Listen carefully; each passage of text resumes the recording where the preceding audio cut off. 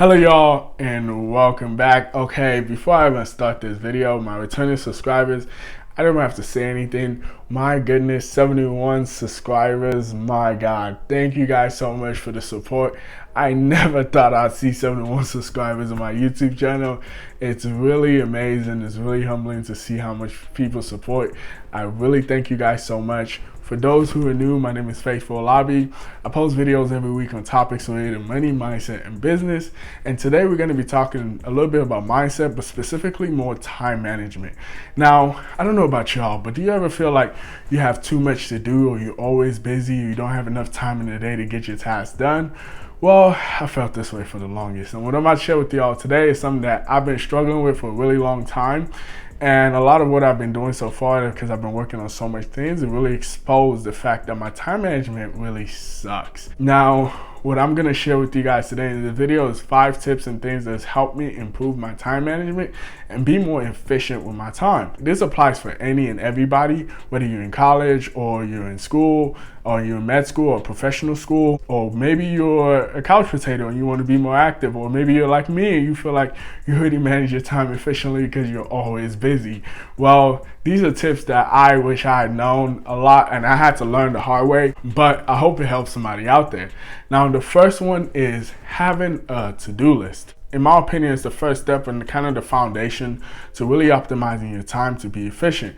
Now, there are lots of ways you could have your to-do list and lots of ways you could do them, but the most efficient way that has found that worked for me is having a to-do list actually on my phone. So what I use is the Microsoft To Do It. Now, this is not a sponsored video. I wish it was. Microsoft, if you're watching this, support your boy. So the fact that I have a lot going on right now, so to give you guys a really quick background, I am currently working on a lot. So right now I work as a full-time engineer, working a 9-to-5 job. I'm currently running my first business, my startup that I'm running. I go to the gym, I'm trying to be active, I'm trying to improve my technical skills, and I have a YouTube channel. Guys, YouTube is a lot of work. I know you guys are seeing the end product, but getting this end product to y'all is a steep process. So guys, please feel free to subscribe, hit the like button.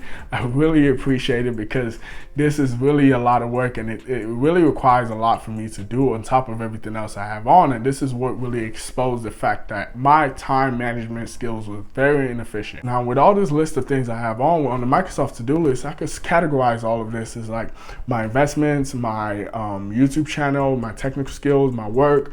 All these things are tasks that I could input in my to-do list and I could track them every day. You could put tasks in them. You could repeat your tasks weekly, monthly, or however you want them to repeat. You can add subtasks in them. It's very easy, very inefficient. You can add them to your day. So you could project out whatever you have repetitive for the month, for the year, the tasks that you want to do. Repeat them weekly, repeat them monthly, repeat them yearly. Found it very efficient, found it very helpful for me to use. Now, the next one is time tracking. So there are 2 different types of time tracking. There's the passive time tracking and there's the active time tracking. I'm going to talk about the active time tracking first. So for the active time tracking, I use Toggl. Toggl is an app where you could actually actively track all your tasks from like your to-do list. So for example, let's say I want to shoot a YouTube video. I go on the Toggl app and I type the task, shooting my YouTube video, and as soon as I hit the start adding the task, it automatically starts the timer. And the important thing of this is being that you could actively see how much time it takes you to do something. So normally when I create my task, I try to project an allocated time I want to spend on this task.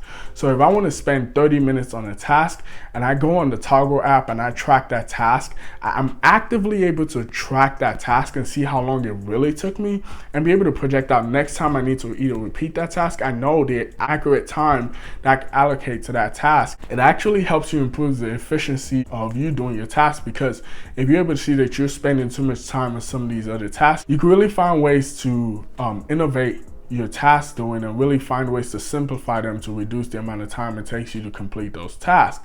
Now, I found this to be really helpful because also actively tracking your time on you taking on a task tends to not let you deviate from that task. So for example, if I set a YouTube recording this video, for example, and I allocate 2 hours to this video, recording, I actually am actively in my mind saying I need to spend 2 hours on this task. And being that I'm tracking it also, it doesn't let me go on Instagram or go on Twitter, because I know if I do all those things, it's gonna make the time I spend on this task a lot longer. So I'm actively also thinking about it. The next one is also passive time tracking.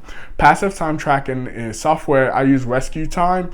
Rescue Time is a software that sits on your desktop and tracks everything you're doing on your computer. So the websites you're working on, if you're working in Excel, if you're working in different websites, and it sends you out a report every week as to how your productivity was for that week, what you worked on, how much time it took you to work on those tasks. So you could correlate them with your active time tracking and your passive time tracking and see areas you need to improve on and areas you could actually save time on working on certain tasks. Next is knowing your priorities. Now, this one is very important, and this falls into tasks and goals at the same time. So whenever you set your to-do list, I always rank them by priorities for the day, for the month, for the week, whatever it could be. The question I ask myself before I take on a new task is, I say, now, what does my schedule currently look like without this task on there?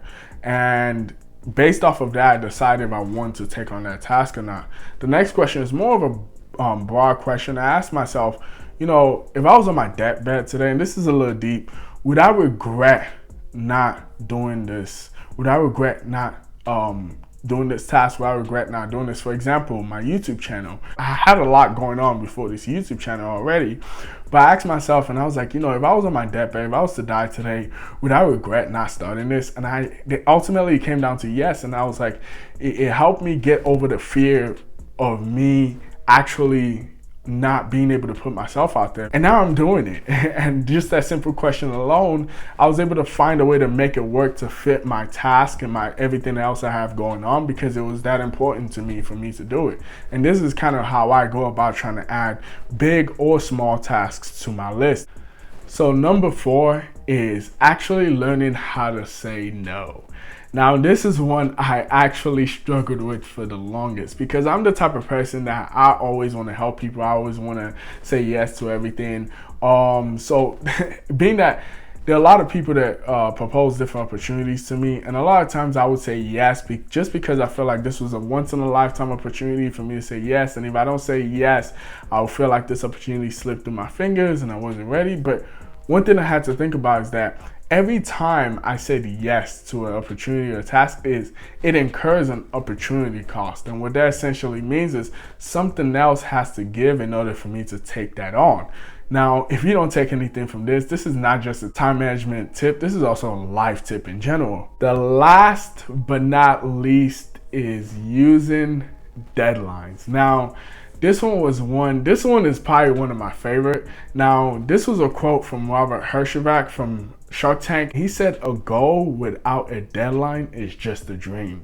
Now, when I first heard that watching the Shark Tank episode a while ago, I was like, man, that is really deep, because before that, I was just setting a lot of tasks or like goals, and I didn't have any active deadline to them. And what I realized is that I didn't have any structure, and I wasn't actively trying to pursue those goals or those tasks because there was no deadline to them. Like they say, pressure creates diamond, and don't be scared of pressure. Sometimes pressure is good. And with that being said, these are the tips I have found has really drastically improved my time management. I went from sleeping every night at 3 o'clock to now sleeping at 1 o'clock. Still late, but it's better.